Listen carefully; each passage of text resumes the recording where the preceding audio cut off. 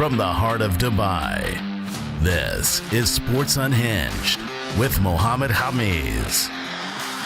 And we are on. Hello and welcome to Sports Unhinged. My name is Mohamed Hamiz, and however you might be listening to us today on SoundCloud, iTunes, your Apple Podcast app, Stitcher, Facebook, or YouTube, we are glad that you can join us. Another packed show for you today, and we've got a lot of sports to cover. We've got some Champions League that happened last week. We've got NFL. Football is back, baby.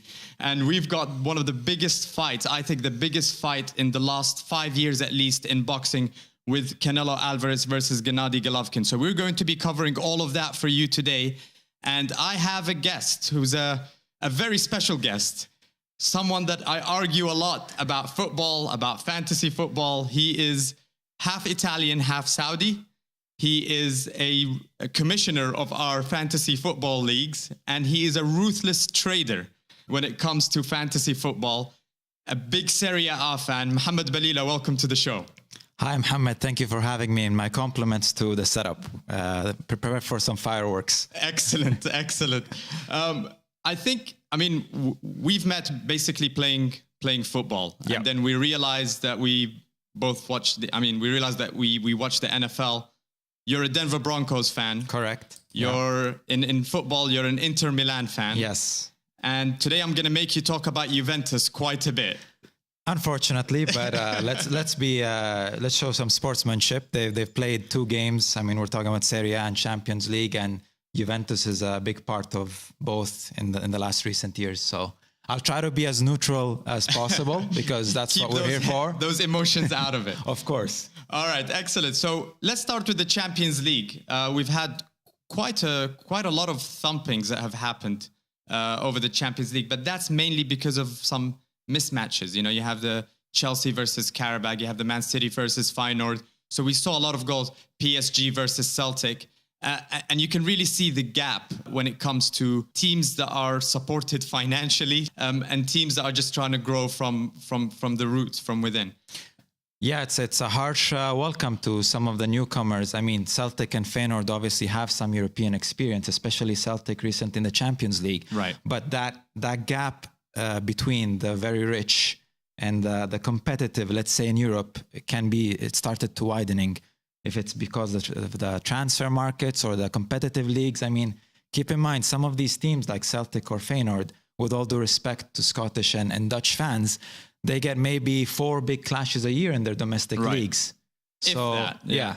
So it's hard to plan that. You get the calendar during the year. It's hard to plan to keep the players in check week in, week out. They're paid professionals, but still, the competitive matches are quite different than, say, a Spanish or Italian team, where if anything, they would complain that they have too many. And we'll also discuss that. But yeah, lots of goals. I think it was one of the highest match one day goal tally because of some of this uneven scoring, let's say. Right. And let's start with Barcelona-Juventus. I predicted last week that Juventus would win that game in the new camp. I think I had some fan goggles on there. I tend to have that with Juventus, with the Carolina Panthers in the NFL. And it turned out to be completely different. So a 3-0 win for Barcelona. And I really think it came apart somewhere around the second half. Because if we look at the first half, I thought that Juventus were vastly superior in a lot of areas. To beat Barcelona in the new camp, you have to play the perfect game. Barcelona couldn't really figure out how to play through them in that first half, although there was a goal. Juve were extremely organized both up front. They were pouring forward, and then when the ball got taken away, they moved back very, very well. They kept it very, very structured. They created more chances, and I think, they would have deserved a 1-goal lead going into the break. Juventus. Yes, Juventus. But then something happened in the second half. And I kind of felt it around the time when Messi got that yellow card.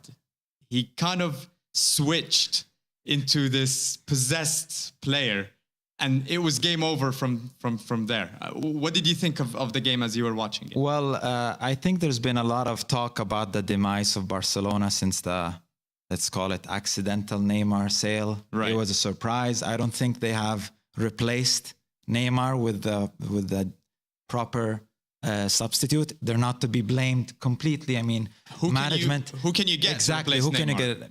Sanchez, maybe. I mean, it's that's speculation. Let's not forget that this was the semifinal last year, in which Juventus trounced Barcelona in Turin 3-0, and then they kept it 0-0. If I remember correctly, in the Camp Nou. The first half was very even. I mean, Allegri did what you can do with playing against Barcelona, which goes with the 4-3-3. They know each other almost by memory, with the exception of now Dembele replacing Neymar. He started with, I think I was on the UEFA page, let's say. It showed the layout. It was a 4-5-1. Right. Even though on the field, I think it was more of a 4-3-2-1, which it's known as the Christmas tree. Right. What that does is it reduces a lot of spaces in the middle, but it leaves you exposed on the flanks until you get to the fullbacks. Which, in all honesty, if you're going for a draw, and who wouldn't want to go for a draw against Barcelona in the Camp Nou, it's probably one of the most sensible tactics to place. I think where it fell a little bit apart for Juventus was you can only contain Messi for so long. Right. I mean, it was amazing that they did it for 180 minutes last season, but let's not forget they had the BBC last season, you know? Bonucci, Barzagli, Chiellini, Buffon, they know each other by heart, and they were playing with three defenders. Now, Allegri he hasn't settled with one central back starter combo yet. Benatia, Barzagli, they look tired. Even the midfield that was coming back very well, as you were saying. In the second half, it looked like they tired. Right. Like you could see Iniesta or Messi, if they started going horizontally as opposed to vertically, it confused them. And you could see that in the goal. And in the I think it was the third goal, Messi, he just was on the flank, and then he saw so much space, and he's like, you know what? I'm going to go inside the penalty area. And if they're going to stop second me, goal, we've seen that 100 times from Messi. He slips to the side of two or three defenders and then finds a yard, and he just lashes it straight into the goal. It was incredible. In defense of Juventus, and I can't believe I'm saying this, but they've had a lot of injuries to take care of. I think Alexandro left before the first half, so that was already changing an already ad hoc situation at the back. Quadrado, Chiellini, they're all missing. Some have started talking about Buffon passing his peak in combination with the Italy-Spain game. I think that was a little bit harsh. Right.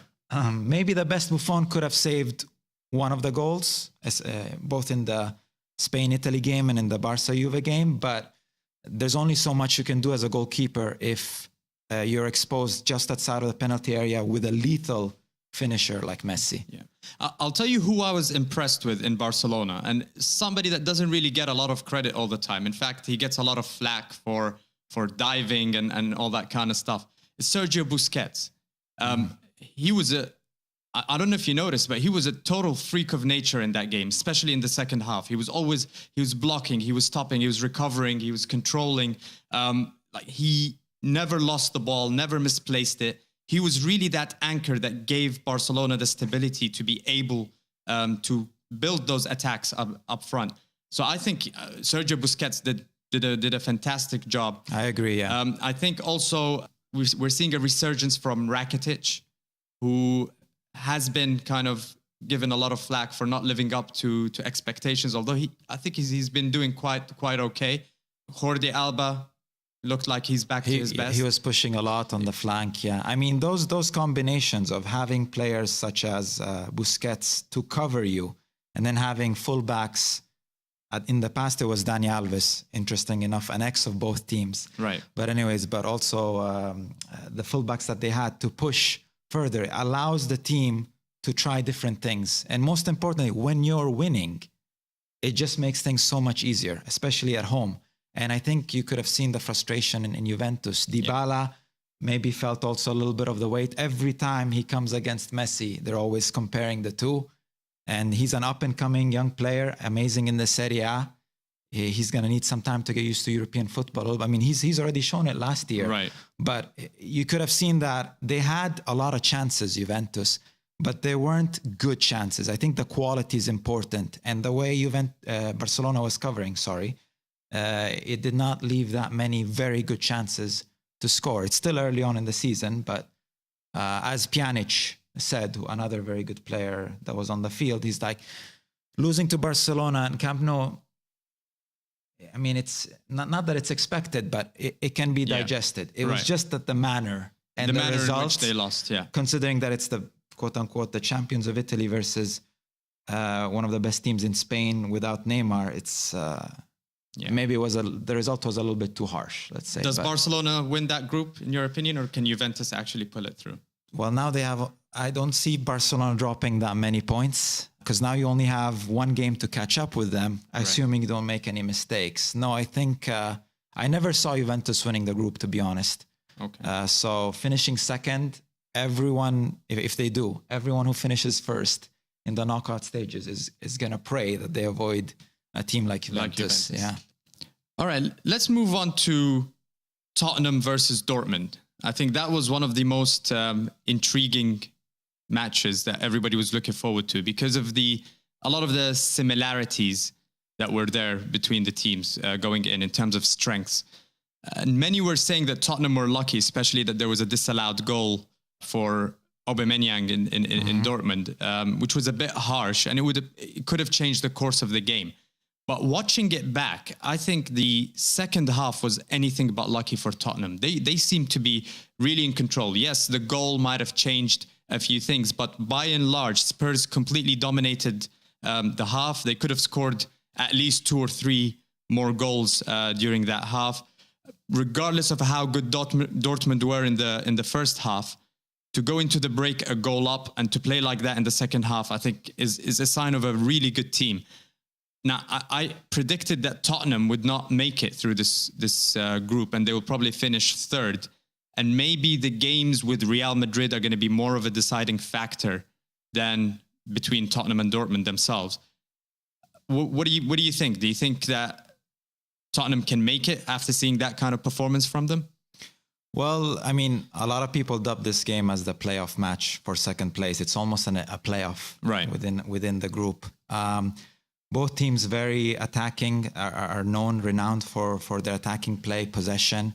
What was different about this game, I feel, is that Pochettino nailed the approach. Right. In a way, he was playing counter-attack at White Hart Lane, at home, because he realized that, Dortmund are vulnerable at the back. Yeah. They're vulnerable at the back. And I think Dortmund had like 68% possession. Yeah. They just did not cope very well with the counter-attacks, which Tottenham were lethal with. Son, every time he sees the yellow shirts, whether he was playing in the Bundesliga or now in Europe, he's a good player, obviously, but he becomes an amazing finisher and he scores. It's like it's one of his favorite targets, Dortmund. Yarmolenko scored a very nice goal that also could have reined in on the result. I think when we're thinking about Tottenham and Dortmund, who can make it through, as you said, Real Madrid is very likely the 2 matches because they both have to play them. Right. It's going to be the arbitrator. But now Dortmund would have to pull up some kind of upset or get a point from Real Madrid if they are to hope to qualify to the next group. If Tottenham doesn't. Let's not forget that they still have the game in Dortmund. So even if they were to win 2-0, which is, even though Tottenham is a very good team, and let's not forget, it's one of the most consistent formations in the last 2-3 years. Many people believe they should have won the Premier League the year that Leicester won it. Yes. Nothing to take away from Leicester City, but it's a consistent team, and I think it will pay off in dividends in the long term. Yeah. Because players, they grow together. I mean, I know in today's world it's impossible to keep the starting 11 almost identical, but you feel these players have been training together for years, and when it counts, it can have these results, which are... Now, there is an interesting game. So, Liverpool-Sevilla. We've talked a lot about Liverpool in previous podcasts, and myself and the guest that was on, Tarek, last week, predicted that Sevilla would win this game at Anfield. They almost did. Yeah. And I got a lot of flack. The number of calls and messages that I got from Liverpool fans, basically telling us that we're underappreciating the ability of Klopp and the potential of this team. And that's why I ended up watching that game entirely, just to see what was going to happen. I wanted to have a closer look. It ended up to be a 2-2 draw. Yeah. But to be fair, Liverpool should be pleased with the performance. They missed the penalty, which was, I think, a key. But it's such an easy group that they're in that they can absorb a draw against Sevilla. I never had them winning that group anyway. I had them finishing second. I think Sevilla are a better team. But it's a team that beat them 2 years ago in the Europa League. And the revenge match narrative was brought up a couple of times. Yeah. And I think that's what Moreno should have been playing against them with 10 men. I think Moreno should have been sent off for that challenge. Still, Liverpool held on for a draw. Klopp helped get the opposition manager sent off during that game. When nobody would shake hands with him at the end of the game, he was like kind of trying to act like he doesn't know what anyone is talking about. It was a good game. Coutinho's back. You have Oxlade-Chamberlain got a sniff of Champions League football, which is a lot more than his previous team in Arsenal could hope for. But it's not a bad result, especially after the fact that they got hammered 5-0 against Manchester City. Still, though, I maintain that the defense is the biggest problem for Liverpool. They're going to keep leaking goals throughout the season unless they do something in the January transfer window. 2-2, I think it was a fair result. Liverpool's Achilles heel has always been the defense and consistency. I think it's still early on in the season to get a better picture. I mean, they hammered Arsenal, and then a week or two later, Man City did the same to them. I mean, you could talk about sending offs, how they affected the games. You cannot underestimate Sevilla, especially in cup competitions. In the Copa del Rey, I'm sure you know this more than I do, or in European competitions, this is a very difficult team to defeat. Just drawing, considering that it was the first game, even though it was at home, I would take it. Yeah. Just as, there's been a couple of home teams that walked away with a draw. Another one would have been Monaco with Leipzig. Right. Just very briefly saying complete underdogs, but they were outplayed and they were lucky to finish 1-1. Or even Roma Atletico, another home team that left and they're like, we just lost the advantage of playing at home. Yeah, but you're lucky you still have that point because it could have easily gone the other way. Yeah. See, the thing is with Liverpool, the fact that they don't have that defense, I feel that Klopp has no plan B. He's not able to do it. He only can hope to outscore the opponent. And when you come up against a classy team, when you come up against a very solid team, you're going to lose every time because you can't outscore teams that have solid defenses, solid midfields, and they can score up front as well. So that's going to always be a problem for Liverpool. So to all the Liverpool fans that gave us some flags, calm down. I think you guys are okay. I think there's hope for you to do well in the Premier League and the Champions League, but that defense has to improve. Now, you'll notice we're not talking about the games that were complete mismatches, the PSG versus Celtic, Real Madrid against Apoel. There's not much to say there. It's expected. The only time we talk about them is if there's an upset of some sort. But one of these games that I just want to quickly touch on is the Feyenoord Manchester City, because I feel that we saw a lot of really good things there. Aguero looked super fit again. He was making a lot of runs up front, constantly sprinting back to help the midfield to defend, which is not something that we used to see when he wasn't fully fit. I know he scored 33 or whatever goals last season, but he always looked a step slower. This year, it's looking a bit different for Aguero. He seems to have kind of regained that extra yard of pace. But it's only Feyenoord, so let's not get too excited. I think fitness preparation also helps. Aguero has had issues in the past, whether it was usually early on in the summer or early on in the season. He'd miss some games, so let's not underestimate also preparation in the summer. When you have one and your body is fit, can help. A lot of supporting casts from Manchester City also wanted to get into the action Jesus, all the forwards. It was almost like they were competing between each other for a starting spot to show Guardiola, you can count on me for the rest of the season. But I think if they're going to be competing on all fronts, to have that kind of depth is going to be very good. It's going to be very valuable at the end. I know I've been hating on Manchester City. I know I predicted they'll finish outside the top 5, but let's be realistic here. It's more of a wishful thinking on my part to hope that the money experiment in football fails once or twice so that, it would stop happening. But they have a solid team. They have the potential to really do well this year. Another one is Manchester United versus Basel. It was 3-0. Mm-hmm. Again, it was a bit of a mismatch as well. But Fellaini, criticized a lot last year. He has his flaws, but coming on as a sub has seemed to work out really well. Mourinho, I think, has found the exact role for him to play. He came on, he scored a goal, he got an assist. So, a lot of credit to him. Lukaku not only scored, but was putting pressure on the defenders, and he was chasing everything during that game. Good to have a clean sheets for Smalling, Lindelof. Rashford is looking really good.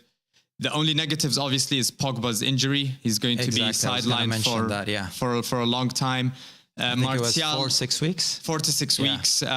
I think they have the depth to manage without him for a while. I also saw that Martial was not imposing himself so much. Mkhitaryan needs to work a little bit on his finishing.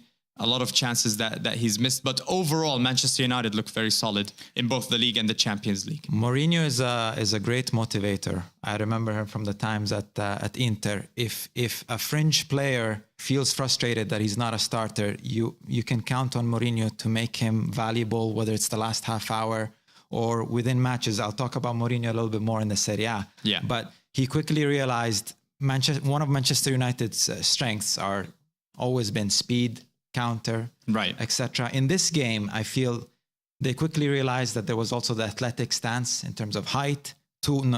No coincidence, 2 of the 3 goals were headers. Yeah. Good for the subs like Fellaini, who is one of the most criticized players, I think, in the Premier League. Unjustly so, I think. The human microphone. Yeah. And he scored. Good for him. Too bad for Pogba, but I think they'll be able to digest his injury for that time being. Now, you mentioned that we're going to talk about Serie A, and we're going to move to that in just a little bit. But there was a couple of games that kind of stood out for me as a bit of a shocking outcome. Yes. First one is Shakhtar versus Napoli. I had a lot of high hopes for Napoli this year. I actually predicted that they would pull a double over Manchester City home and away. But I also mentioned that Napoli have a problem of, I would say, performing under the spotlight. They have the solid team. They perform really well in Serie A. If only that they would kind of copy that blueprint and use it in the Champions League, they could be a lot more successful than they've been in the past. I think they kind of shrink under the lights of some sort, but I didn't expect them to go down against Shakhtar Donetsk. Coincidentally, the results of Juventus, Roma, and Napoli are one of the which is 1 draw and 2 losses, is one of the worst since the Champions League expanded to 32 teams. I think, and I don't want to put Napoli off the hook here, but I think the Italian Serie A preparation, which is always later than the Premier League, the start, etc., always has an effect on the first couple of European games. In general, whenever, even the national team, when it comes to September and they play, you feel like they're missing a step. For example, the case of Napoli, they have one of the most amazing attacking trios. I think now that Neymar left Barcelona, with Hamsik, Insigne, and Callejon, and they've scored the most goals in the Serie A. I think they approached the game incorrectly, where maybe they underestimated Shakhtar at home a little bit, and they reacted too lately. With the goal that they scored in the penalty. But also, there's been some question marks about Reina, the goalkeeper. And in this match, with the second goal of Shakhtar, there was the cross. He mistimed his exit, and it left almost a free header. It was still angled, but Shakhtar managed to score. It was unfortunate, because then now you're really chasing the game when it's 2-0 and you're not playing well. And I didn't underestimate Shakhtar. a loss. They are a good team, but I thought Napoli would be on a different level in terms of quality. Another shocking result for me was definitely Porto versus Besiktas at home. I mean, nobody saw that coming. Besiktas has a lot of what I would call to be perceived to be washed up players, but they're coming together really, really well. Pepe is over there, the most hated defender in Europe, maybe the world. They looked really solid, and they kind of, I think, it was the biggest shock of the week for the Champions League. For a home loss for a well-known team like Porto. Yes, credit to Besiktas in terms of how they approached the game. They were very aggressive. They never let their guard down. It only takes 10, 15 minutes for you to relax against Porto at home, and you're going to be punished. And they've been shopping very well in the last couple of years with bargains and like you said, motivated players that want to prove a point. Right. It's still early on. We could have in our hands a second group of death now because Monaco and Leipzig drew. I believe they're all in the same group. So it's... Nobody expected that group to be exciting. And now all of a sudden, after week one, it's one that we're going to be looking at as well. Before we wrap up this segment, I want to talk a little bit about Serie A. Now... Can I say one last thing? Sure, go ahead. But you said you didn't want to talk about PSG Celtic, but I ask all the listeners to watch the Cavani goal. Yes. I think it was the last one, the header. From an angle running, it almost looked like he lobbed the goalkeeper. Fantastic goal. Maybe a contender for goal of the week in the Champions League. I don't think it was one of the ones that was nominated as an option. Yeah, there was the Messi goal, Yarmolenko against Tottenham. I think because of its quote-unquote unimportance to the result, it's easy to kind of dismiss that. Yeah. Okay, so Serie A. Now, last year I was kind of following Serie A very closely. This year I haven't really watched much of the first 2 to 3 weeks. We made our predictions at the beginning of the year for the Premier League, 6th position all the way to 1st. You're our go-to Serie A guy. Being half Italian, being an Inter Milan fan, I'm sure you watch a lot more Serie A than anybody else I know. Yeah. Tell us a little bit about the dynamic. What should we expect from Serie A? What are the expectations? Is there a team with enough quality to give Juventus a run for their money, or are we going to expect Juventus to have an easy kind of path to the title this year? Well, I'd like to start with last season, for example. There was clearly one tier 1 of the best teams in Italy, which were the trio of Juventus, Napoli, and Roma. Right. The title race was closer than the previous year, where Juventus basically shopped the best players of the competitors, and they ran with it. From March, it was almost a done deal. Last year was a little bit closer, especially because with Juventus having a deep campaign in the Champions League, they had a little bit of, let's say, a fatigue where they started drawing some games, and Napoli and Roma got closer. I think this year the gap between what was tier 1 and the second tier, let's say the teams that qualified to Europe along with a couple of others, will narrow a little bit. I think I'll tell you my prediction for the top 6. I think there's one team that can give Juventus a run for its money, but it won't be easy in general for Juventus, because I think this year they're more vulnerable in the defense. Especially losing Bonucci. And this is one of the things that I've talked about over and over and over again. I don't understand how teams could sell their best players to direct competitors in the same league and make their competitors stronger. What was behind that Bonucci move? Is it something that was pushed by Bonucci himself to stay in Italy, or was it the best offer? Because I would rather take even 10 million less for that player and send him across to the Premier League, to La Liga, and not have him compete with me at home than send him to my competitor. There's a lot of rivalries in the Serie A, but the key with Juventus is that they can afford to sell a player cheaper. And don't forget, there are some teams like Sampdoria or Fiorentina or Roma in the past that couldn't exactly have a strong arm in the arm wrestling, let's say, negotiations with a player once the player wanted to leave, especially going to Juventus. We've seen Pjanic go to Juventus, for example, from Roma, which if Roma had a say in it, they'd be like anywhere else except there. But not Juventus, yeah.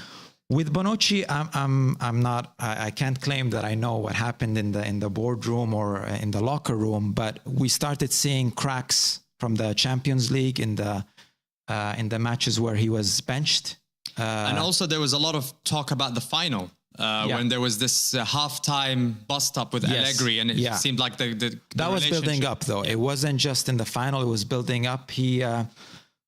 Some Juventus players indirectly implied that Bonucci thinks of himself almost as a coach. And when you play like libero or sweeper, almost like with goalkeeper, you need to know more about tactics, for example, and strategy than some other parts of the field, like a winger, for example. I mean, they're all important, but those, they might think that they're pulling the strings from the back. Right. And I can see with someone with Bonucci's personality, he could have clashed with Allegri. Usually Allegri is very diplomatic. So like I said, we don't know what happened behind the scenes, but I was definitely surprised that the negotiations went so quickly. Like within 1 week, I think it broke off that Bonucci and Juventus, there's a... I think I was on vacation. I mean, I went on vacation, came back, and we've lost our best defender. I was like, whoa, what on earth is going on there? And I can, like you said, I think it's Bonucci's personality is something that you can also see on the field. Now with AC Milan, you can see him before the games, getting all the team around him, giving them pep talks, and great charisma. He's a motivator, but you can see why that could rub a coach the wrong way sometimes, especially if he's trying to overstep. Yeah, exactly. It's almost inevitable with some of these players. It's a delicate balance. How do you keep the winning mentality while also promote a little bit of flair, whether it's forwards or defenders with what they play? How well do AC Milan do this year? I have AC Milan finishing 6th. Wow. Okay. I predicted that they would have a slow start because among the top teams, they've changed the most. They've been very aggressive. Change in ownership as well. Yes, the change in ownership probably had a big effect in it. They purchased Andre Silva from Porto, who played well in the Europa League. They got Borini from Sunderland. Kalhanoglu, the free kick specialist from Bayer. Bonucci, as you mentioned. They grabbed Bilia, the captain of Lazio, one of the last players to give up. So they know in terms of stamina, he'll be there. And they got also Kalinic without really giving up too many players in terms of departures. Honda left. De Sciglio went to Juventus and Niang. That was a little bit of a surprise, but it was clear that the player wasn't happy in the way Montella was playing him, and he was a little bit inconsistent. He went to Torino. So in terms of new faces, it's going to take a bit of time to get used to it. Plus the complication, quote unquote, complication of the Europa League. So in a way, it's a lot of games if you progress in that competition. And you have to travel further when you're in Europa League, right? Yeah. So 5th to 1st, who do you have? 5th place, I have Lazio, who, by the way, I had them 5th thinking about they might capitalize on one of the teams starting slower, and they beat Milan last week 4-1. It was 4-0. And the funny thing about Lazio is because they have Inzaghi Simone Inzaghi as the coach, and this is where I wanted to bring in Mourinho a little bit. Serie A is the ultimate chess match. Yeah. I remember, small detour. Mourinho's first season with Inter in 2009-2010, Inter played Genoa in San Siro, and the match finished 0-0. And the commentator asked, what do you feel like it was 2 dropped points? And Mourinho would never admit yes, but obviously he wasn't happy. But he said, look, I did everything I could do in terms of outsmarting. At the time it was Gasperini from Genoa. He's like, I started with a formation within 50 minutes, 60 minutes, I had changed it 4 times. Wow. And I saw with my own eyes Genoa adapting 4 times to that formation. So bringing that back with Lazio, it's probably of the top teams the most predictable in terms of the way they play. So that might be a hindrance if it comes to what's plan B for Inzaghi. You see, last year you saw that also. Lazio were winning some games very comfortably. Very easily, or being out of it before the end of the first half. So one of the most inconsistent teams when it comes to the way they won and the way that they lost as well. Yeah. 4th place? Fourth place, I have Roma. I think it's a number of factors. First of all, it's Di Francesco, which I think is a good coach. First season, he was at Sassuolo last year, who did well, and he used to be a Roma player. But it's a matter of how quickly can you assimilate a starting 11. They lost Salah, which is he's one of the few positive lights in Liverpool. Right. Let's say in the beginning of the season, and Rudiger. They brought in Bruno Perez from Torino, who's a very good fullback. I don't know if you remember last season or 2 seasons ago, he scored a very good goal against Juventus. But most importantly, I think, and let's not forget Schick, who's a striker of Sampdoria. That was kind of like a long story in terms of first he was doing the medical with Juventus. Yes. But then there was rumors that Inter was interested and the medical quote unquote fell through. Even no one knows exactly why, because Inter and Roma were jostling to get this very tall striker, but with very good ball control, which is a rarity. But for me, the most important thing for Roma is, even though they've kept very important players that were rumored to be leaving, like Strootman, Nangolan, they also brought in Kolarov from Man City, let's not forget, and Defrel. I'm going to forget some players because all of these teams, they've added 6-7 players as a minimum. Part of the transfer problem is that there is no consistency in terms of one season to that. They lost Totti. I think for Roma, they're going to have to make a quick decision soon. Do they focus more on the Champions League or on the Serie A? And that's why I have them on fourth. And that's the point that I was going to bring up, because in my preseason predictions, I actually have Chelsea not making it to the second round. I have them finishing third. Atletico and Roma, I think, are going to edge them. And one of the main reasons for that is exactly what you're saying right now. I don't think Roma will focus too much on Serie A. It'll be one of those teams like Sevilla, where they focus more on the European Championship than they do on the league. So it's going to be quite interesting to see which decision they make, like you said, whether it's going to be Serie A that they focus on or the Champions League. I think they might, like you said, they made a lot of additions. They have a lot of new players. We're probably a year early on them competing very strongly in Serie A. They need time to kind of gel together, to get to know each other. And I think they'll do well in the Champions League. One last thing about Roma is one worrying fact is that they seem to be running out of gas in games very quickly. We saw that with Atletico, the 0-0 where Atletico looked like the team that was going to score imminently. Alisson, the goalkeeper, had probably the man of the match performance. Against Inter, they played Inter earlier in the season in Rome, and I did not have the result of 3-1 for Inter as a prediction. And they even scored first, Roma. But they were very unlucky. I have to say that they hit the post 2 or 3 times. That was one of the games where the scoreline really didn't tell the story of what happened through the game. In fact, a lot of people predicted that it was Roma that was most likely to win that game based on the performance. But the last half hour, it's as if Roma threw everything in the beginning and they went ahead, but then they conceded the goal. The last half hour, you could see that the players were tired, and even with substitutions, I mean, you're comparing a like to like here because it's 2 Italian teams. So you can't say like it was against an Italian team versus a European team. But that is something that Di Francesco will have to worry about, fitness, because Roma on an average day, they can probably get 3 points in Serie A against most of the opposition on their average day. Right. But they can't afford that many lapses in fitness and running. Third, second, and first.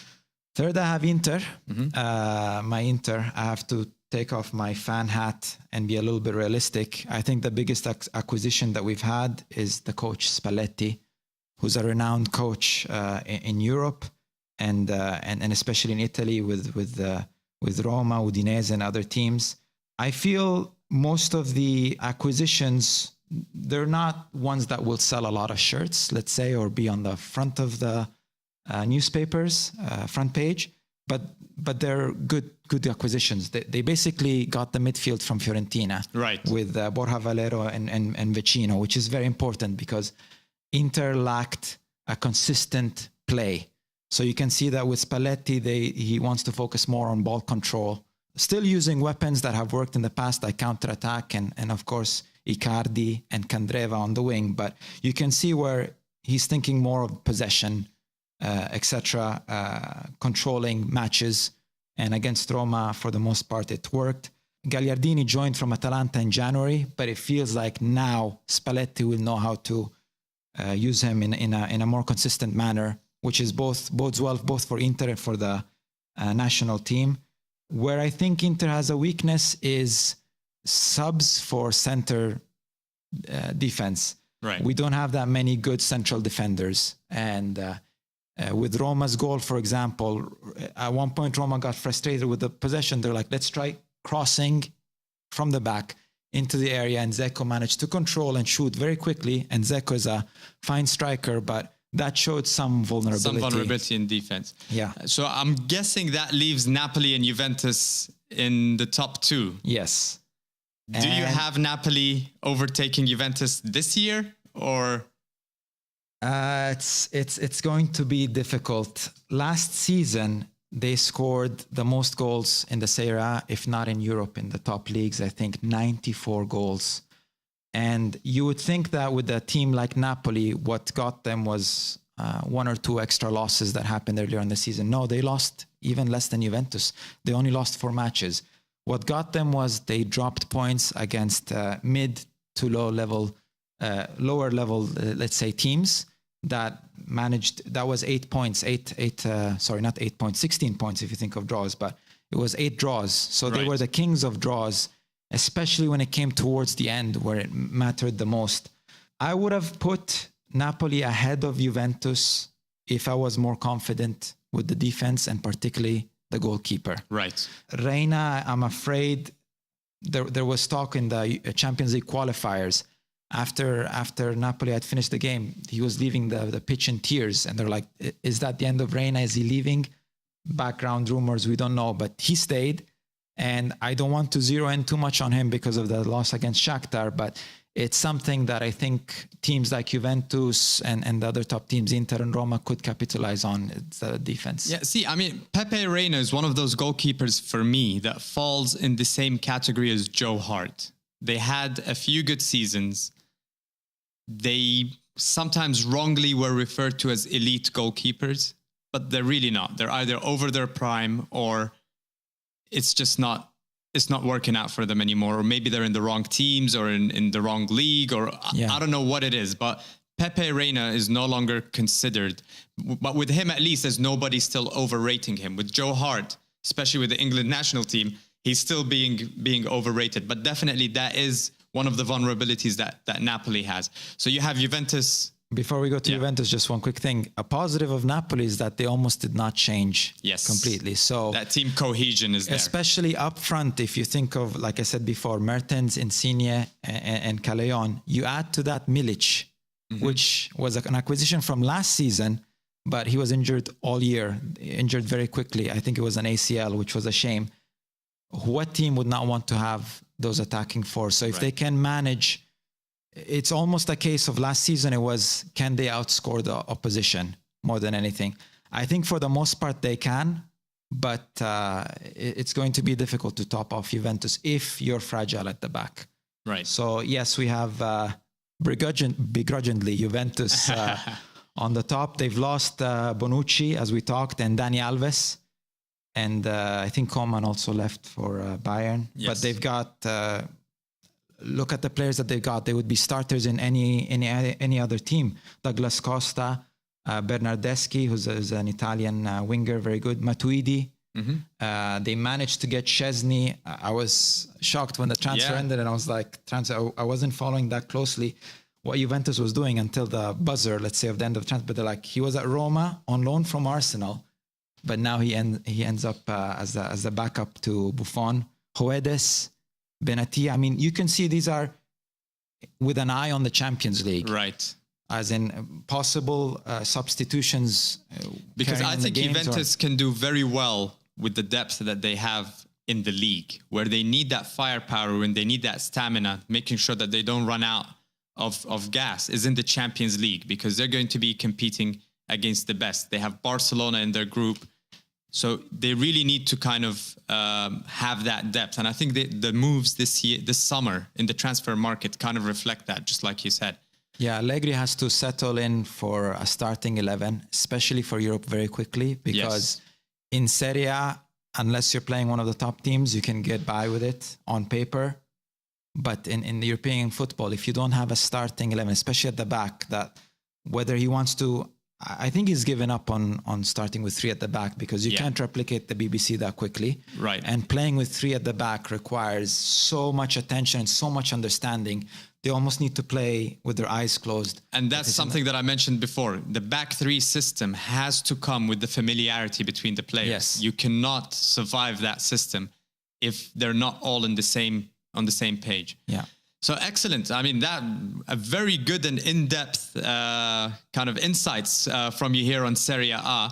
We're going to wrap up this section now. When we come back in the next segment, we're going to be reviewing the NFL week 1, and we'll quickly make our predictions for week 2.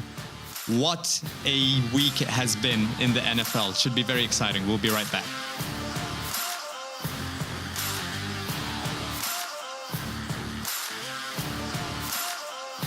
You're listening to the Sports Unhinged podcast.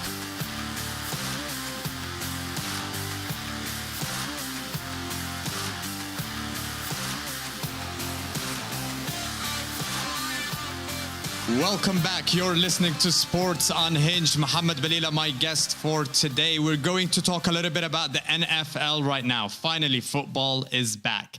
You're a Denver Broncos fan, so we're actually going to leave that game all the way to the end. It was the last game. It was the last game that was played, but the first shocker that we got was on the Thursday night game. Kansas City beating New England, the defending champions, 42-27. Very uncharacteristic of the Patriots in more than one way. They started with the celebrations of the previous Super Bowl. They talk about Super Bowl hangover. I'm not going to go there, but watching Edelman limping with the Super Bowl trophy. And it was a bit over, right? It was a bit too much. Showing the video of them being losing 28-3. I remember that vividly. And then winning it. A dynasty, and the Patriots must be considered a dynasty at this point. Doesn't dwell on past trophies. It was a very evenly matched, let's say, for 3 quarters.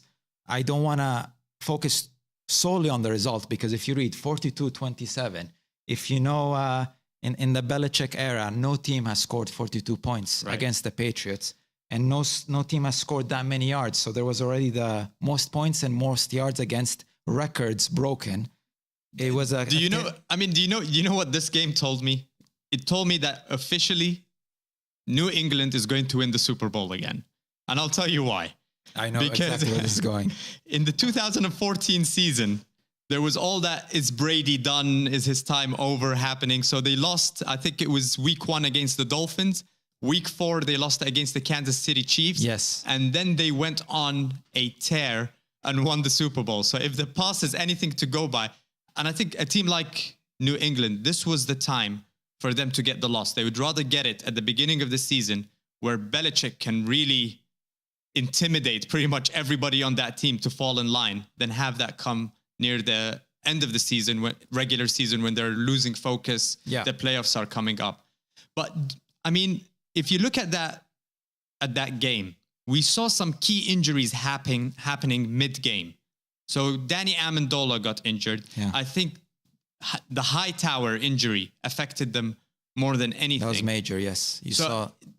Despite the fact that they also have Julian Edelman at wide receiver, who was injured before the season. Malcolm Mitchell injured himself, I think, in warm-up.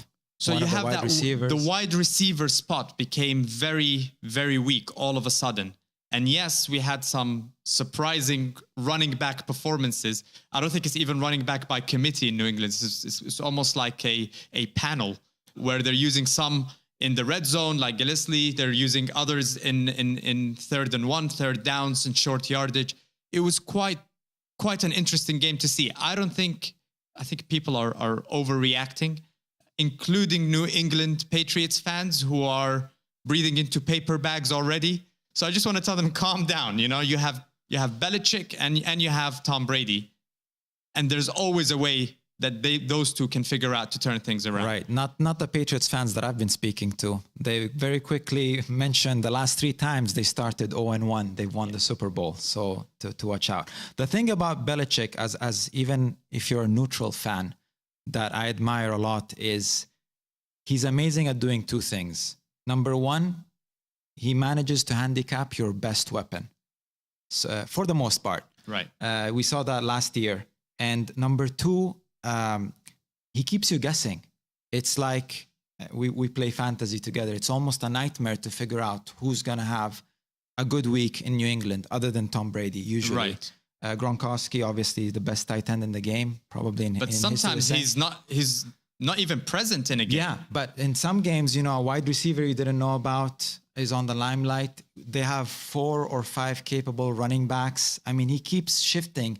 Every game strategy is different, which makes the team very difficult to beat. Another thing about the Patriots is it's probably the only team in the NFL that is replaceable in terms of position per position. Right. Even Tom Brady, let's not forget last season, he missed 4 games due to the Deflategate suspension. You know I had to say Deflategate. Right. And they went 3-1 with a combination of Garoppolo and Brissett. Yeah. Some people have been talking about why didn't the Patriots trade Garoppolo over the season. Maybe it's because they saw, I mean, Tom Brady is 40. Father Time always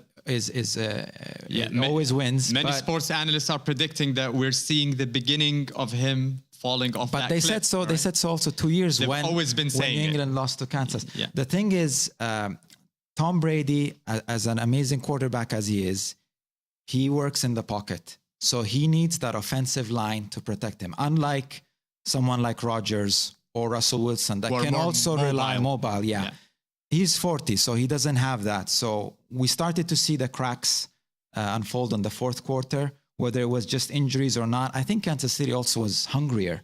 I'm telling you, I think this is, about Kansas City. Last year, they ranked 14th in overall pass protection. But this, I think, is the best line that Alex Smith has ever had in Kansas City. Of course, getting rid of the ball in 2.4 seconds has a lot to do with that ranking as well. Macklin broke the Kansas City receiving record for yardage a couple of years ago with Smith throwing to him. Yeah. But I think this year, Tyreek Hill is more than capable of breaking that record that Macklin holds. It was an unbelievable performance by Alex Smith. It's almost like he's upset that people always refer to him as a game manager, and he has something to prove this year. He's always been dismissed. Since he got the first pick of the draft and he didn't meet those expectations, I think since then he's been referred to as a game manager, and I think this year he has something to prove there. Let's not forget also that Kansas City moved up in the NFL draft to draft Mahomes, right, who is seen as a very explosive quarterback. He's not afraid to chuck it deep. So he's almost playing for his job at this point. I don't want to read too much into one game. Yes, it's a loss on the record, and that's like 6% of your season, one game. That's one thing that I like about the NFL, by the way. It's the scarcity. You have 16 games as opposed to the NBA 82 or baseball 162, where it's almost pointless to watch the regular season. Right. There were 21 unanswered points at the end of the day for Kansas City. They were losing 27-21. And I think it was mostly because of the offensive line with the Hightower injury. I'll talk about injuries in a second. And there was no pass rush on Alex Smith. He had all the time in the world to throw. 2 touchdowns, let's not forget, were 75 and 78 yards. That's very, again, uncharacteristic of the New England Patriots. And their defense up until the season, I still think it's a good defense. They just need to figure that out more than their offense. Because you could say also that Tom Brady was throwing some of the passes too far. Their last 8 plays, I think, were 6 of them were punts, and 2 of them were failed 4th down attempts, 1-yard conversions. I wanted to ask you regarding injuries. I think it has to play maybe with the preseason in general. What do you think of the preseason in the sense that they have those 4 games in which the starters, they train off season before that by a month or so, the camps, when the camps start. They only really play the 3rd preseason game. And even at that, they play a half at most. So the very first tackles or runs, the 100% ones they do, are in week 1. Right. And we've seen many injuries, not just in this game. Let's not forget also Eric Berry, the safety of Kansas City, who had canceled Gronkowski. It's a was shame. Lost for the season. I think Eric Berry will be okay, though. That guy overcame cancer, comeback player of the year. The mental strength that Eric Berry has. I mean, it was a shame seeing him limping off there, but one of the locker room leaders also. Absolutely. He's still going to be there, but he won't be able to go on the field for the season. I don't know what to make. I always get very nervous early on in the season, the first 2-3 weeks of real games, and close to the playoffs because of an accumulation of the season. Yeah. And see, this is the thing when it comes to the preseason games. I think there's way too many.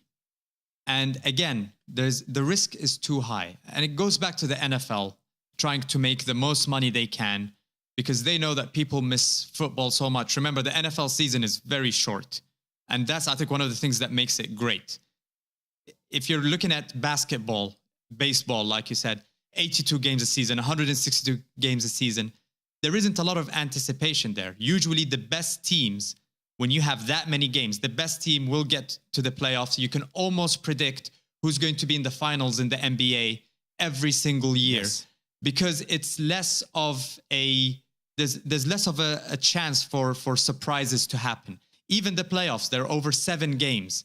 So usually the best teams end up winning. With the NFL, you have one bad day and you're out. Yeah. You have one bad regular season game and it could make the difference between you making the playoffs or not, or being a wild card or getting a bye week. So I think that the preseason should be shorter. The starters are not playing that much anyways. I think they should focus a bit more on those joint trainings that they do when 2 teams come and they train together and they play off the cameras. I wouldn't mind if the NFL adds 1 or 2 regular season games instead of having 4 preseason games that mean nothing where injuries can happen. The number of ACL injuries that we've seen at the beginning of the season is unbelievable. I don't know how, I think it reached somewhere in the 30s. It's absolutely ridiculous. It is a brutal sport also, let's not forget that. And it's a car crash every time, you know? But you're also right regarding one bad game, for example. It's only week 1, but I think maybe half of the NFL teams are capable of an 8-8 season. What differs a 10-6 team or a 5-11 team, for example, could be one missed field goal. Or an example is the Saints last season. I remember vividly they had a chance to win against the Broncos in one of the games, and the field goal was blocked. More on that later in terms of what happened here, deja vu. But in general, it's so competitive, and there's only 6 spots per conference. The difference between success and failure is so thin. The margins are so thin. Absolutely. You get that everywhere, but you're right. In other sports, it's more washed out, where if a good team messes up in the beginning, it has time to catch up. It's less likely for an upset to happen versus something like the NFL. And let's not forget another thing that attracts us to the NFL is the swing of play. One interception, it could lead to a touchdown. So you're thinking about scoring and you got scored on. But more importantly, the players that you have on the field are all offense. So even there's the offensive line. You've got sometimes the quarterback, the wide receiver in the replays. You see them a lot chasing after a defensive player who, even though he's a secondary or cornerback, can run. Absolutely. So their job is to cover the wide receiver. So they have to have equal speed, if not more. It's one of the most vulnerable moments in sports when your team loses the ball, because you can't just get the 11 defenders on the field quickly. And swing of games, we saw it with Kansas City. There were others later on in that week, and there's going to be many in the season where you think it's locked and it's closed the result, and then you have a game. No, but like going back to Kansas City, I think it'll be a very interesting, now that they have that kind of O-line. The questions about Alex Smith have always been, can he throw that deep ball?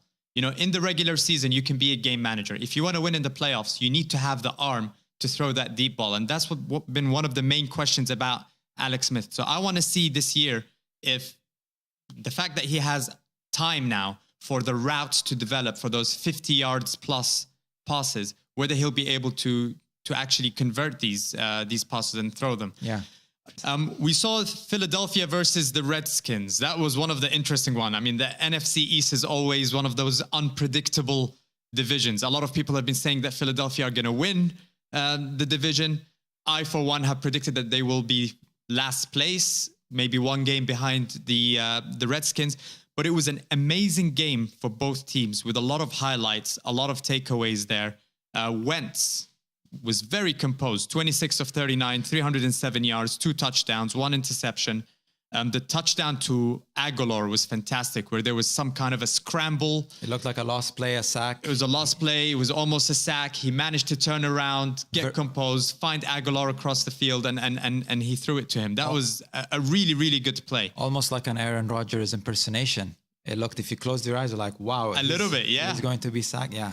Yeah, and I said that everyone is too high too early on Wentz. And I think that's one of the things that came from the preseason, especially with those predicting that Philadelphia are going to win the division.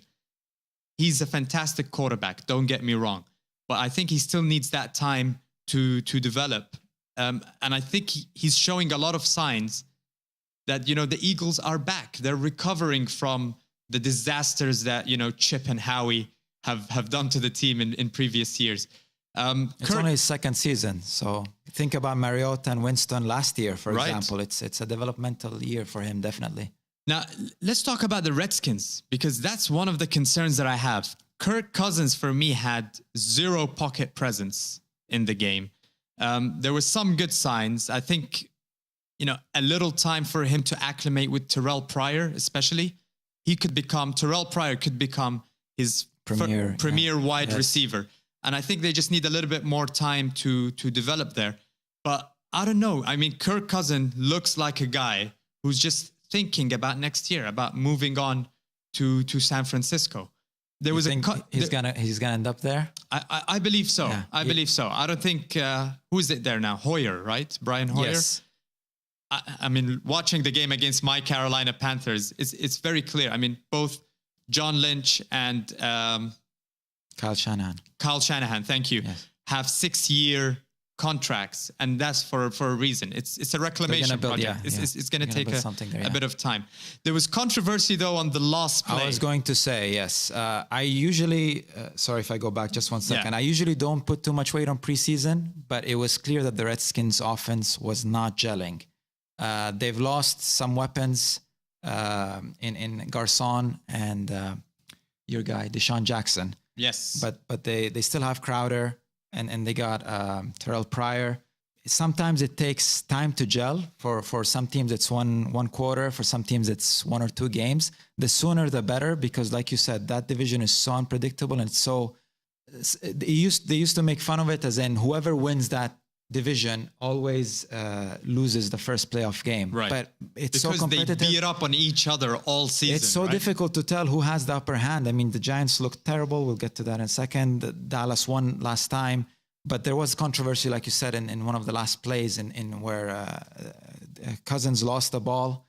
They ruled it as a fumble. And the Philadelphia defense had picked it up and scored. So they were saying that it was more of an incomplete pass. Because there was forward motion. Exactly. And I think a lot of angles showed that Cousins' pass looked like a forward pass. But there was one angle that shows that he lost control of the ball before moving his hand forward. And I think that's the one that the referees saw. And they decided that there wasn't enough evidence to kind of overturn the decision. But it was interesting. I mean, seeing Cox stumble across the end zone there. And one thing that I love right now with the NFL is that they loosened up the celebration rules and the penalties. Yep. So we're seeing a lot more of the individuality of players coming out. As long as it's brief. I'm fine with it as long as it's brief. But even if it was an incomplete pass, this is one of the things that I want to mention. Yeah. Even if it was an incomplete pass, the Redskins were still down by 5 points with a third down, over 70 yards to go. Only 1 or 2 timeouts remaining at the time, and 38 seconds. It was right at the end. So either way, I don't think the Redskins would have been able to pull it back. Again, you never know. It's the NFL. But it was definitely an interesting game to see. One of the other games that I think kind of stood out for me was the Raiders versus the Titans. 26-16 to the Raiders. Beast mode is back. He took a break, came on. Looks like he hasn't brilliance, yeah. He hasn't missed a step. 76 rushing yards, 1 catch for 16 yards. But it was just that every time, it took about 4 to 5 people to take him down. It's the yards after the tackle that was actually surprising to me. I thought Marshawn Lynch is going to come back more like an Eddie Lacy kind of thing. Overweight, his heart is not in it anymore. But he's playing for the home team that's leaving Oakland in a couple of years. And it looks like he really, really wants to make an impact this year. He's definitely playing for heart, like you said. I expect him to be here this season and next season. And then when they'll be called the Las Vegas Raiders, that might be when he hangs his boots again. The Raiders are going to have to see how they can manage Lynch in terms of carries for the season if they have an eye on the playoffs because of his age. But what a weapon to have.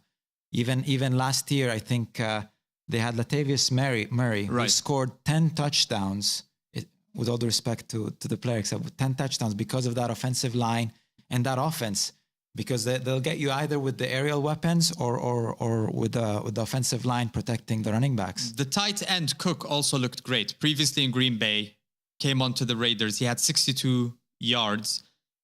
This was the first game for the Raiders, 2,000 miles away from Oakland, 10 a.m. body time for them, and against a team that many people picked to win their division. Now, for me, it was one of those emotional decisions. I picked Houston to win, I think with an 11-5, and I had the Titans I predicted that they would be like 10-5-1 with a draw. So it was that kind of decision. I expected the Titans to win this division before this game. I mean, we still have to see. Still early on. I don't think they should panic. Mariota looked very mature. He ran quite a bit, though, which was a bit worrying for me. He exposed himself to a few hard tackles. They have the rookie Corey Davis, who looked fantastic. I think DeMarco Murray, I still think he will shine. Behind that O-line, he will get the chance. But they're up against tough opposition, especially at the first few games of the season. They had the Raiders defense, which is unbelievable. They have Jacksonville, which I've said could be a top 5 defense in the NFL this year. I've heard that for the last 3 seasons, but they definitely looked good in game 1. And with the upgrades that they've made, was fantastic. But the Raiders defense looked great, like last year, but I think they will only get better as the year progresses. They have dynamic players almost at every position in the defense. Khalil Mack is a freak of nature, I think. Yeah. They're playing the Jets next week. I think it's going to be a complete annihilation against the Jets.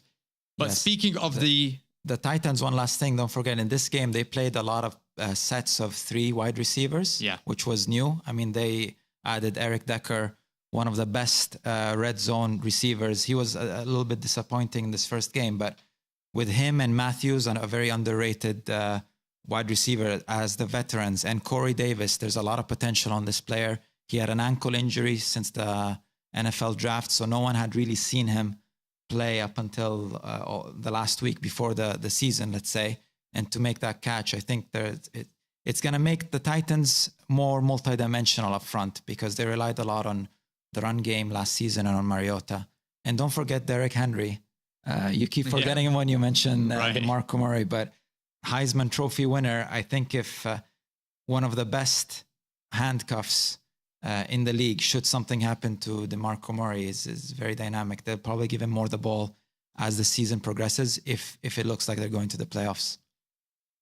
The Jacksonville Jaguars, I think against the Houston Texans, that was one of the biggest shockers of week 1. And the Jags that are now over 500 for the first time since September 11th, 2011.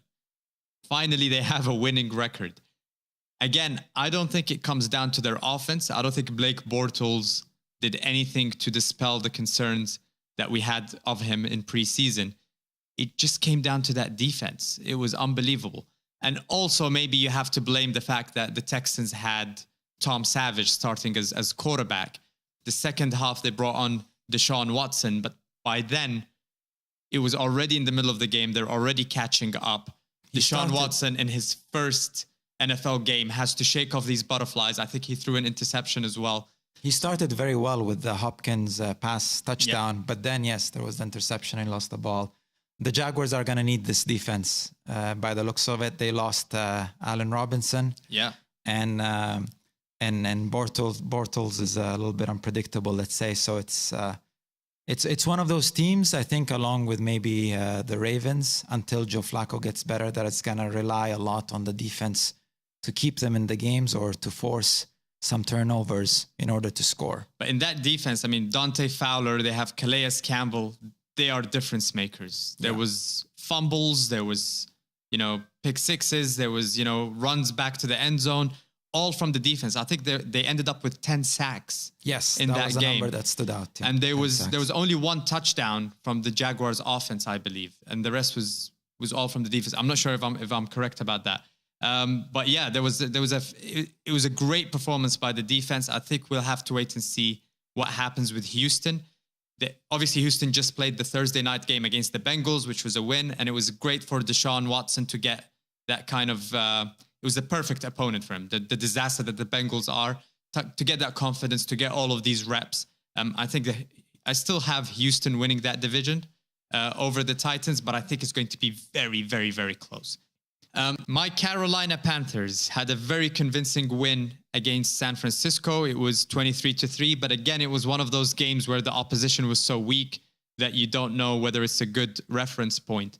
For me, Cam Newton, 14 of 25 in terms of completion, 171 yards, 2 interceptions. I am still concerned. It was one of the most dominant wins if you look at the score line alone, but I'm still concerned for Cam Newton. His completion rate is not that of an elite quarterback. He still doesn't look like he's 100%.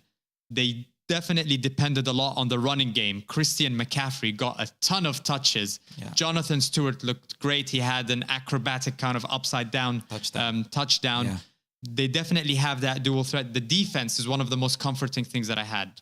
Luke Kuechly is easily my favorite player in the NFL.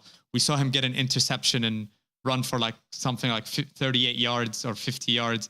But I don't think that this game is a measuring stick for what's happening to Carolina or San Francisco. I think, like we said, San Francisco is a rebuilding project. Yeah. But it was at least good to get that win for the Carolina Panthers. The Falcons took 2 years to assimilate the Kyle Shanahan playbook.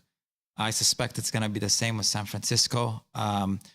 They have a good addition, Pierre Garçon, but and I think Hoyer is a little bit underrated. He gets a lot of... You think so? A little bit. I think he's effective enough to be not necessarily a starter, but one of the best backups. Backups, yeah, maybe. Since they lost Kaepernick, that's a shame. Another game that's... Carolina did very well to manage it for the most part. I mean, San Francisco, they scored a field goal. What else do you need to know? McCaffrey is going to be involved in every aspect of the play, it seems. Having John Stewart as well. They have a very good schedule. And because they were leading, I think that's why also Newton didn't have, at the beginning he was, but he didn't have to find his wide receivers or Olsen, his tight end, that much. We'll see with the coming weeks. I think another week of rest for his shoulder is necessary because he's going to have to throw more effectively. And it was one of the criticisms of Newton was that he's scoring a lot of touchdowns, but it's because of mostly his feet. Absolutely. And now we know he can't rely on that because of concussions, etc. That's why they added McCaffrey. And that's where the coaches are trying to get Cam Newton to be. They're trying to make him more of a pocket passer. Yes. But I trust that the Carolina coaching staff will realize that they can't do to him what Washington did to RG3. You can't take away the best weapon of the quarterback. But still, Cam, at this stage in his career, needs to have a better passing game, a better completion rate, and he can't solely develop on the running game either. So I think it's a good balance there in Carolina. I think we need more of a sample size to see what happens. I think they're up against Buffalo this week, yes. if I remember. It'll be one of my favorite players for Carolina in previous years has been Mike Tolbert, and now seeing him running touchdowns in for Buffalo is a bit weird for me. So next game is going to be one of those cases where you're seeing one of your favorite players play for another team that you're playing against. Steve Smith, that happened in the past with the Ravens. The Ravens, yeah. But definitely, I think we're okay as the Carolina Panthers going forward. But let's see how it goes in future games. Seattle versus Green Bay. 17-9 win for Green Bay. A much more closed game than expected. You think so? I think so. I think especially when it comes to the offense of Seattle, we expected a little more firepower from them. See, the Seahawks have two problems, in my opinion. They have the O-line, yes, which is a problem. Absolutely. And they have the running game. When Russell Wilson is your top rusher with 40 yards, I think you have a problem. The team rushed for 90 yards in total throughout that game. That's not Seattle. That's not the Seattle that we're used to. When Marshawn Lynch was there, they used to use the run game to set up the passing game. And that's what made them such a threat, obviously with the defense that they have with Cam Chancellor and Sherman and Earl Thomas. But Aaron Rodgers, goodness gracious, 311 yards. He was sacked 4 times. He had 1 interception, but he still had an awesome game. I think Aaron Rodgers, the reason why there's such a debate of whether he's the best quarterback in the game or not is because his team, his supporting staff is not there to take them to Super Bowls every year. But as a talent, my goodness, some of the throws that he was making were threading the needle. I mean, they had to be at only that particular spot to be caught. And he was making them every time. It was the super offensive explosive weapon versus the immovable object. The game was dubbed. Aaron Rodgers, obviously playing at home against one of the best defenses, went away with it looking very good, obviously. I think what was concerning for both teams is the protection of their quarterbacks. Right. Both got hit so many times. Yes, this is a playoff game, as in both teams have the quality to be in a playoff game, and it was much closer than last year where Green Bay annihilated Seattle. But like you were saying, the Seattle of the past, they had an offensive line, and you said there was 2 problems. It's really one. Without a competent offensive line, you can't have a running game. Exactly, you can't have, and Russell Wilson has to throw the ball super fast, and you know he's one of the best quarterbacks in the league, but he can look mediocre when he has no time to think to unleash the best weapon he has per play. New York Giants versus the Dallas Cowboys. It was a bit of a surprise to me because I did not expect the O-line of the Giants to be that bad. It was one of these cases where, yes, we've been talking about that preseason, that's one of their main weaknesses. Yeah. But I did not expect them to be that bad because the Giants defense actually played a very good game. Yeah, they kept the team in the I think there was only 1 touchdown in that game. Witten, to Witten, right. It only takes a few plays to make a big difference. And it came down to the battle of the O-lines, basically. Dallas is supposed to have one of the best O-lines in the league. They didn't look at their best, but they were good enough. And the Giants had just one of the worst. Difficult game to fully comprehend. See, one of the things that everybody's talking about is the Giants were that bad because Odell Beckham Jr. wasn't there. He's definitely the biggest winner of the game. Let's put it that way. With the contract that he's wanting, he wants to be paid the highest wide receiver. But hey, I've said this before. Odell, when he has at least 1 touchdown, the Giants are 13-11. When he has at least 100 yards, the Giants are 7-12. How impactful is he? Yes, there's a lot of arguments to be made about off the ball. The fact that he's there, he can drag a lot of the secondary with him. How do you plan to cover him? Absolutely, yeah. And it opens up a lot more of the passing game. I predicted that the Giants are going to win this division with a very convincing record of 11-5. I'm quickly starting to worry about that, whether that's going to actually be the case or not. Let's see what happens when Odell Beckham comes back. But now we definitely have another storyline developing with Ezekiel Elliott. Yeah. Because the NFL have filed for an emergency motion appealing the decision. And they've asked for a ruling by September 19th. So by Tuesday, maybe Wednesday morning for us here in Dubai, we're going to know whether the suspension is going to be reinstated. And that's, I mean, the NFC East is always going to have these stories going on, which is going to be very exciting. Don't forget that Dallas in this game, another winner was Ezekiel Elliott because they had a running game. As strong as the Giants defense was at quote unquote containing Elliott. The New York Giants, they didn't have enough weapons for Manning. Right. I mean, he was being attacked from the blitzes, and had he had, I'm not just saying Odell, but had he had a better running game, it could have alleviated a little bit of the pressure. Last game, Denver versus the Chargers. Now, I'm going to take a step back here. Since you're a Denver fan, tell me what you saw in that game. I think the game was much closer than it should have been for our comfort, let's say Broncos fans, but I think it was 21-7. Simeon was the time manager, let's say, was getting Fowler a couple of passes. Sanders was playing well. The defense was impressive, as always, with one one thing that I'll mention in a second, which is last season, I think they allowed 7 touchdowns to wide receivers. In this game, in the fourth quarter, they allowed 2. Right.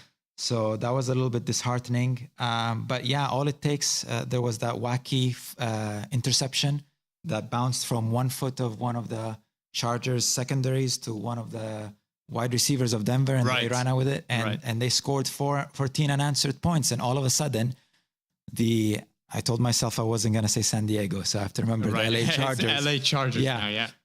Oddly enough, they didn't trust Rivers to throw that much, even though you're facing one of the best secondaries in the game. It's one of Rivers and the Chargers' best weapons. They only started passing when they were behind by that much. And in the fourth quarter, it paid dividends where it got down to that field goal. And I wanted to ask you about this whole psychological thing that coaches rely on. Right. When you know that a team is very close to tying or winning a game, and they set up the play so that they will attempt the field goal. And I think coaches have until the last 5 seconds, until the last second. Right. People are arguing it should be 5 seconds, but until the last second to call a timeout, which by then the ball is already snapped. The field goal kicker, who's going through 100 emotions, 60,000 fans yelling at him, probably not to score. He makes it the first time. I think it's almost like a repeat of a penalty in European football. Absolutely. It plays with your mind. What do you think about that rule that they're allowed to? It's called icing the kicker. Yes, the term is icing the kicker. When it comes to kicking field goals or extra points, especially when it comes to the extra point, I loved it when the NFL moved it back. I think it was 10 yards more or 5 yards more. I can't remember. So now it's a bit harder for teams to make that extra point. When it comes to the field goal, I think one of the things that people loved in the suspense of the game is missing a field goal or getting a field goal. I don't have a problem with it, honestly. I think it's okay for you to ice the kicker. Kicking the ball is supposed to be one of the easiest things. Although you were talking to me before we started recording, how one of the kickers, I think it was the Raiders kicker. Yes, the new guy, Giorgio Tavecchio, Italian. He was saying that if you have any kick that's beyond like 45 yards, etc., the goalposts start to look like matchsticks. So it's quite the amount of pressure they have, because it's like a goalkeeper. Right. You make a mistake, it's on you. Everyone saw it, etc. And every team can carry one kicker in their 53-team roster. Right. So it's a lot of pressure on these guys. But then again, the only job they have in a sport full of concussions and tackles and torn ACLs is to kick a ball through some uprights. I have no problem with it whatsoever in terms of... It adds to the drama, definitely. But it definitely adds to the drama and the suspense. It should give coaches more time, as in 5 seconds. Okay, before everyone, because it's also wasted in terms of the tackles. Yeah. You increase the possibility of injuries, etc. 5 seconds. If you don't whistle a timeout by then, maybe bring it down to 3 seconds. I think 5 seconds is a lot, but I actually don't have a problem with the way that it is right now. You can even have the kicker kick the ball and tell him that it didn't count. And it's kind of part of the psychological warfare that you're having with the opposition. All right, now I know we've gone a little bit over the time here. So week 2, I'm just going to go through the games very quickly. Tell me who you think is going to win. Tennessee versus Jacksonville. Ooh, Tennessee. Buffalo, Carolina. Be careful here. You're on a Carolina fans podcast. Yeah. New England, New Orleans. Do you think New England comes back? Yes, they do. It's going to be a shootout, I think. Cleveland, Baltimore. Baltimore, obviously, with that defense. Minnesota, Pittsburgh.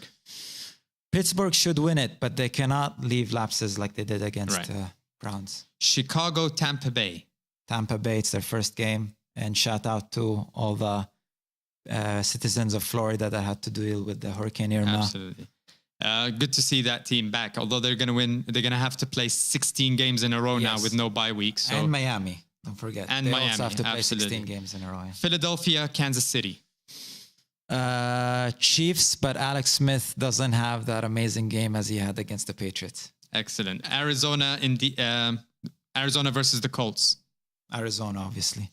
Oakland, New York Jets. I'm not going to even ask you that. Right. I think it's a given. Miami and the Chargers. LA Chargers. They're playing in LA. They're playing in LA, yeah. Yeah, I'm going to give this one, it's going to be a close one, but to the Chargers. Washington versus the Rams. Rams. Dallas, Denver. Unfortunately, I think I had this as one of the losses for Denver. I don't think so. I think Denver can pull it off. I hope you're right, yeah. but... San Francisco, Seattle. Seattle. I'm guessing Seattle. They have to win this one. Green Bay, Atlanta. That's one of the more interesting games. That was the NFC Championship game from last season. I'm going to say Atlanta, even though I've noticed that a lot of people are tipping Green Bay based on week one. That offense is going to have a better game, and they're playing at home. Detroit versus the New York Giants. New York Giants. I still think Odell, by the way, is not playing this game. They have to win this regardless, I think. If they have any chance of doing well this season, they have to win this. And, well, with that, you have given me all your picks for week 2. That's right. And we're together in a Pick'ems league, so now I know what to do. Yes. Thanks a lot for that. All right, we're going to wrap up the show in the next segment about the most anticipated fight in the boxing world, Triple G versus Canelo Alvarez, coming right up.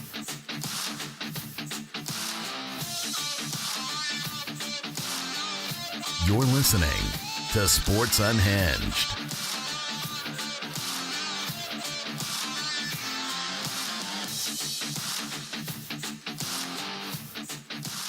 Welcome back. This is Sports Unhinged. Now, we have one of the most exciting, most anticipated boxing fights in the last maybe 5, 6, 7 years. Canelo Alvarez versus Gennady Golovkin.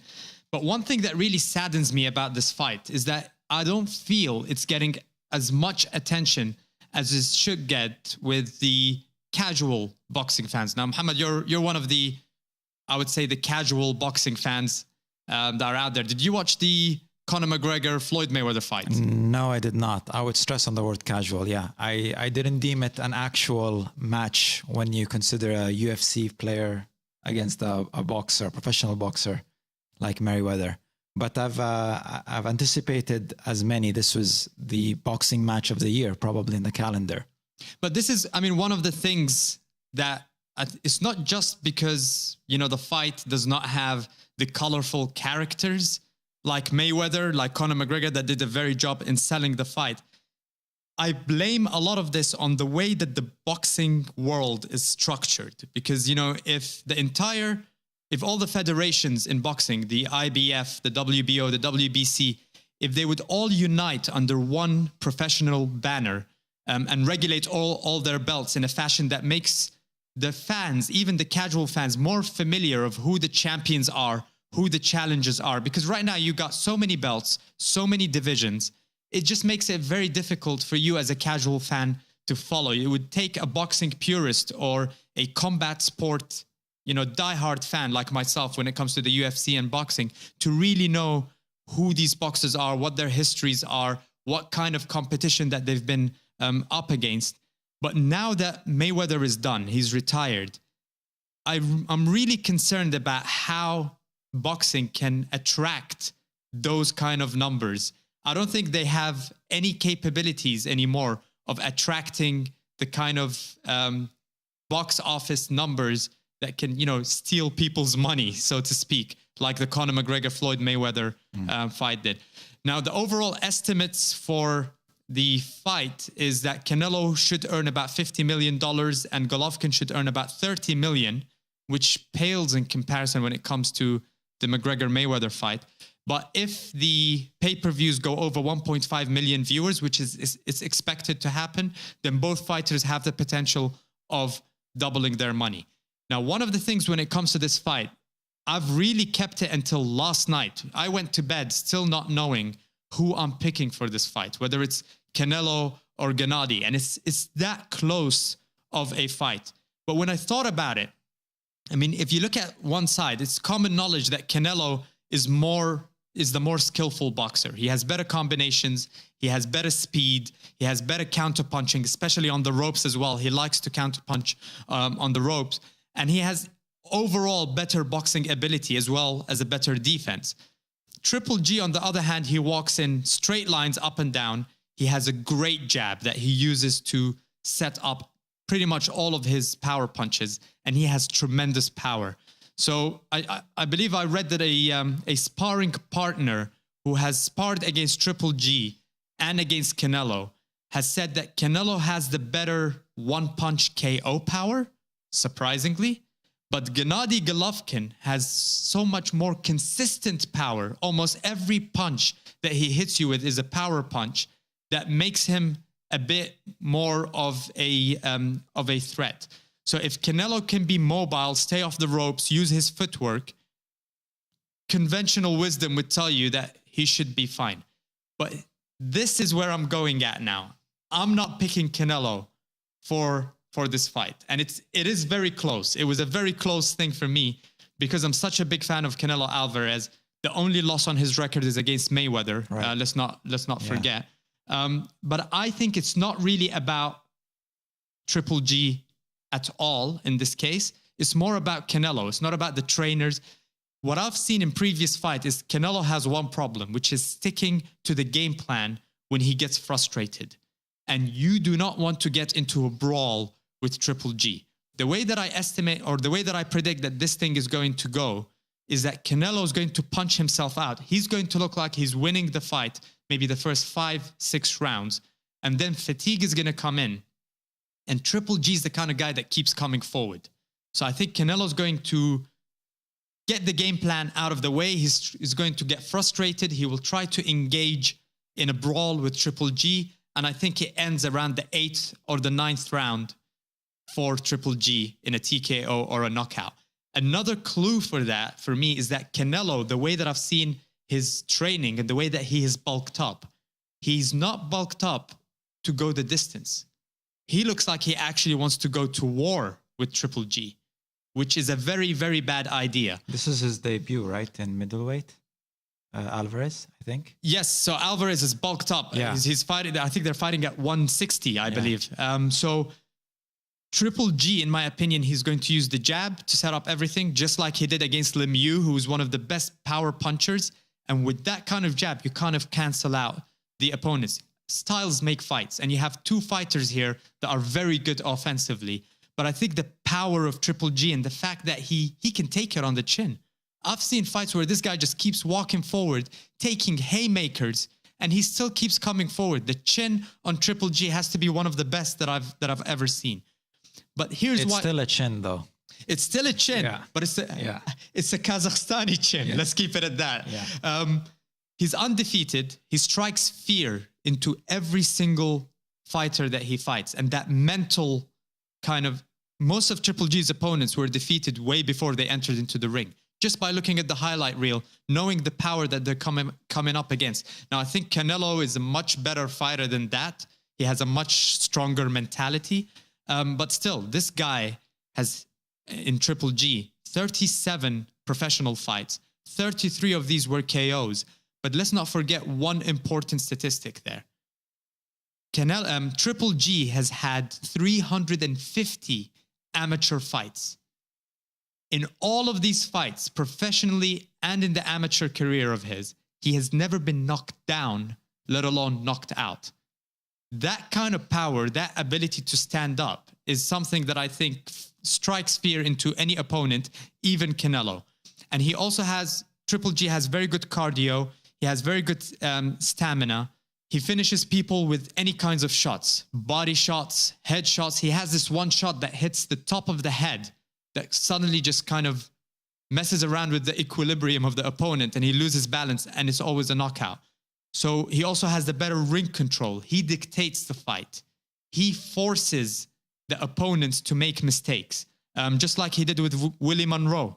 And I believe, by the way, if Triple G ends up winning this fight, there's a lot of talk about him possibly fighting Andre Ward. I don't think that could even happen. I don't think Ward can make 168 any longer. And it would be very silly for Triple G to fight any higher than 168. So I don't see how that fight can come around. So I think definitely the winner of this title bout, whether it's Canelo or Triple G, should fight the winner of Billy Joe Saunders versus Willie Monroe, which is happening on the same night. I'm going with Triple G to win this fight for those reasons. I'm surprised, actually. You're the expert here, obviously. You've laid Not out an all your expert, just points. a casual fan as well. A bit more into it. No, but. between the two of us, yeah, it's a big difference. But I'm going to use a little bit of psychology here. Golovkin is 35 years old. Alvarez is 27, and he knows that. And by his own admission, Triple G is like, I only have 3 punches. Right. I feel like if I were asked who would win this game at this match, this title match, I'd say if it's short, if it's less than 4 or 5 rounds, which is unlikely, I think Golovkin has a shot at winning it. If it's anything longer, with the quality of the opposition that Alvarez has had, the matches that he's had, the endurance that you mentioned, the defense, I think he's more set up for the long bouts. So I'm not expecting a knockout either way, but if it's a short one, Golovkin is going to be aggressive right away from the start. See, typically you would be right. And I also think that if it goes the distance, Triple G is not going to outbox Canelo. I've said right at the start, Canelo has much better attributes in almost every single part of the boxing game when it comes to going the distance. If it goes the distance, then Canelo wins hands down. The only thing with the amount of power that each one of these boxers possess, in my opinion, there is absolutely no way that this fight goes the distance. Somebody will get knocked out. And going by the history and the chin that Golovkin has and the power that he has, yes, by his own admission, he has 3 punches, but those 3 punches could end you at any point. Almost every punch that he throws are power punches. The thing with the age, 35 to 27, it could work both ways. It could be the youth that overcomes the older guy. But let's look at the other side of it. Canelo has had a lot more professional fights than Golovkin has had. The reason for that is Golovkin just, at some point when he was in Germany, he couldn't get a fight. Nobody wanted to fight him because he was knocking everybody out. Yeah. He actually had to sometimes let the round go 4 or 5 rounds just to give the people that are thinking about fighting him the illusion that this could actually turn into a boxing fight. Yeah. He could end it at any point. I think his power overcomes. Again, I've been thinking about this fight for the last month, since it was announced, basically. And I wasn't able to make a pick until this morning, right before I got here. Went to bed last night still thinking, is it Canelo? Is it Triple G? I think Triple G pulls ahead, but I'm just very excited about this fight. I think it will do more for boxing than Mayweather-McGregor could have ever done. Oh, absolutely. That's for sure. It's one of those fights, especially if it's exciting, if we see some knockouts, the highlight reels come in. Even those who didn't watch the fight live and saw the highlights afterwards, they're going to be immediately interested in those 2 characters and what comes up for them next. So very interesting fight. Now, thanks again to all of our listeners. Thanks again to Mohamed Balila for joining me today. Thank you for having me. This must have been one of the longest podcasts we've ever had. A lot of insights on the NFL side. Definitely a lot of insights on the Serie A side. So we're always going to refer to you as our go-to guy when it comes to Serie A. Thanks to all of our listeners. Don't forget, you can find us on SoundCloud, on your Apple podcast app, iTunes, Stitcher, Facebook, and YouTube. And you can also follow us on Instagram at Sports Unhinged. Thanks again, and we'll see you next week with more sports-packed episodes.